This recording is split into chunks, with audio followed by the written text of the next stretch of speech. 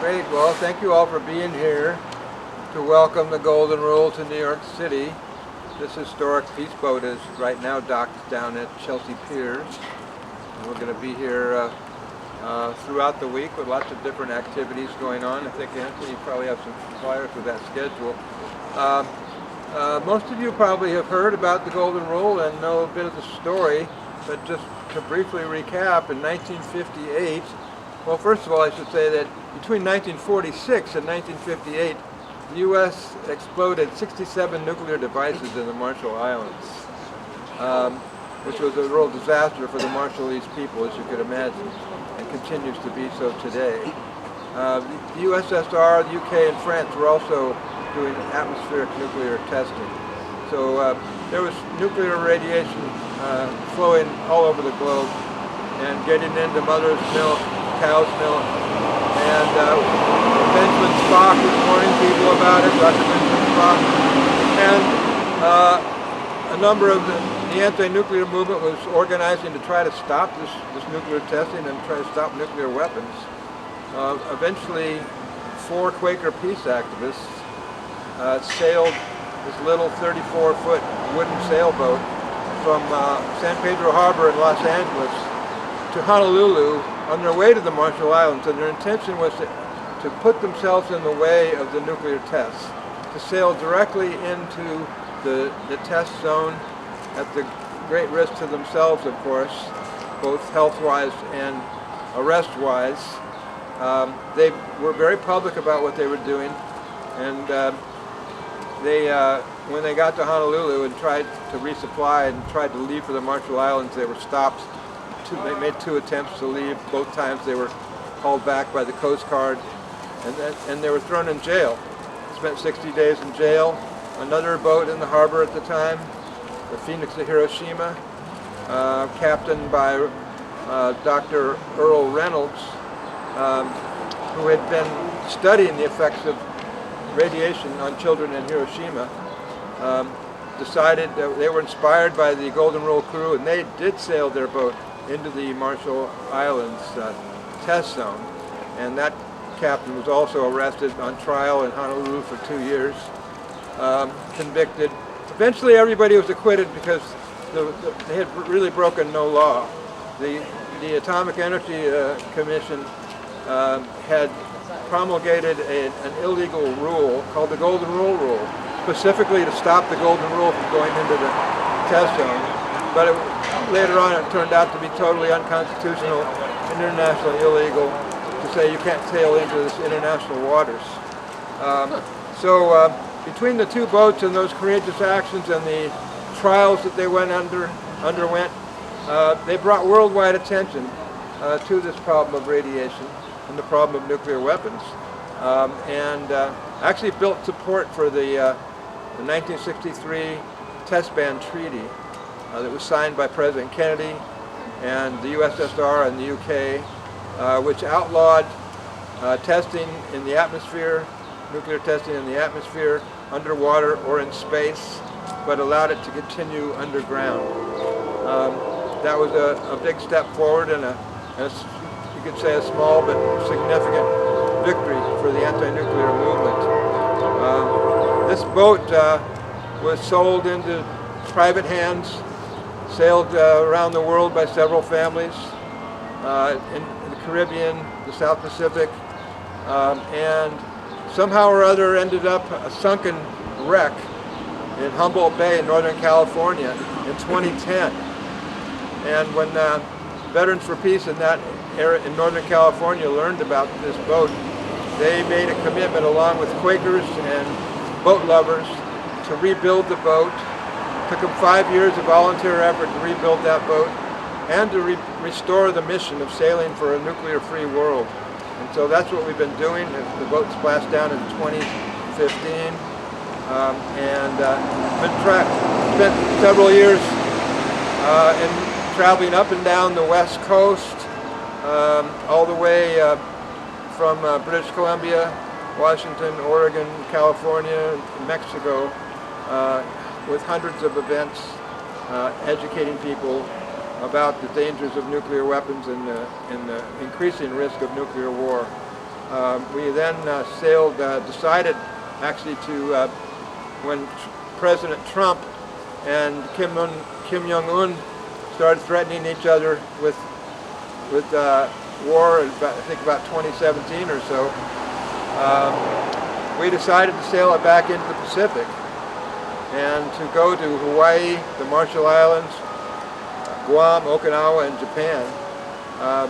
We only got as far once again as Hawaii, however, and we visited all the Hawaiian Islands. We learned a lot there about the destruction that's being caused by U.S. military bases to the environment and the native culture. But when it was time to head for the Marshall Islands, COVID hit. And so all those nations shut down. They weren't allowing anybody to enter.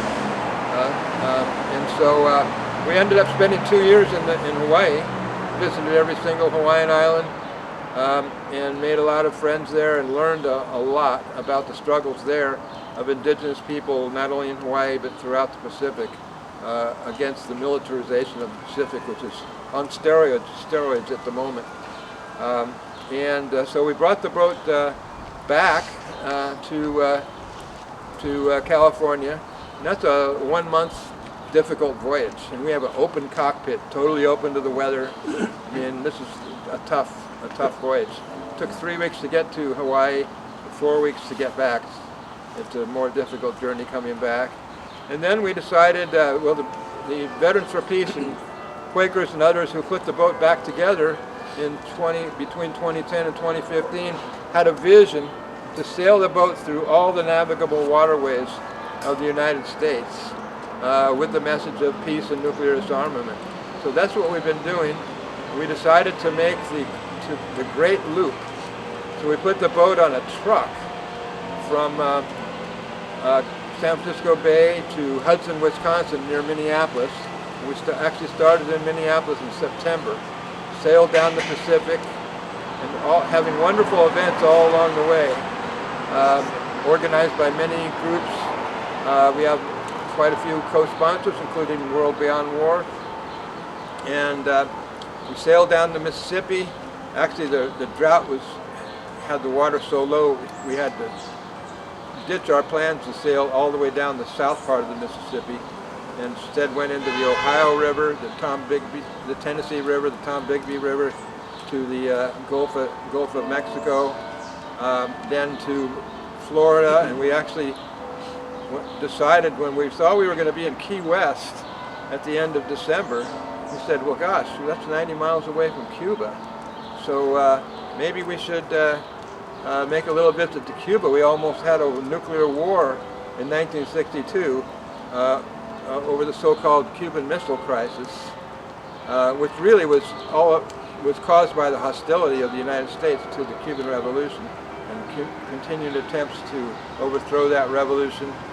I guess that made Cuba a little bit more willing to accept Soviet nuclear weapons on its territory as a way of defending their revolution. And the Soviets had an interest because the U.S. had stationed intermediate nuclear weapons in Turkey near Russia's borders. So it was a whole big... Anyway, we did sail to Cuba. We got permission. It turned out to be fairly easy. We had a wonderful experience there. And unfortunately, all these years later, the U.S. still has a hostile policy towards Cuba. And the embargo, the blockade against Cuba, actually is causing a lot of suffering and pain in Cuba right now. So we're also carrying the message to end that embargo. And really, you know, now we're looking at kind of a reverse Cuban Missile Crisis in Ukraine, where because of U.S. stationing of anti-ballistic missile systems and hostile military forces close to Russia's borders, created the conditions that caused Russia to make this terrible decision to invade Ukraine. Correct. And now we have a situation where we might be facing a greater nuclear war, a greater chance of nuclear war than even in the Cuban Missile Crisis. Extremely, extremely serious. So Veterans for Peace and many other organizations, World Beyond War included, are calling for a ceasefire to end that war as soon as possible and to negotiate a peace that respects the security, sovereignty and security concerns of all those countries. That's really, really urgent. I mean, we are, you know, if things aren't turned around there, we're headed, you know, we're headed for a nuclear war. I think it's very serious. We often say that. We talk about the doomsday clock being, what is it, 90 seconds or something like that. And you know, we start to maybe get too accustomed to our own rhetoric and don't even believe it. Right. But right now I would say we are facing a serious risk of nuclear war. So it's really important for us to press the government to adopt a policy of diplomacy instead of war.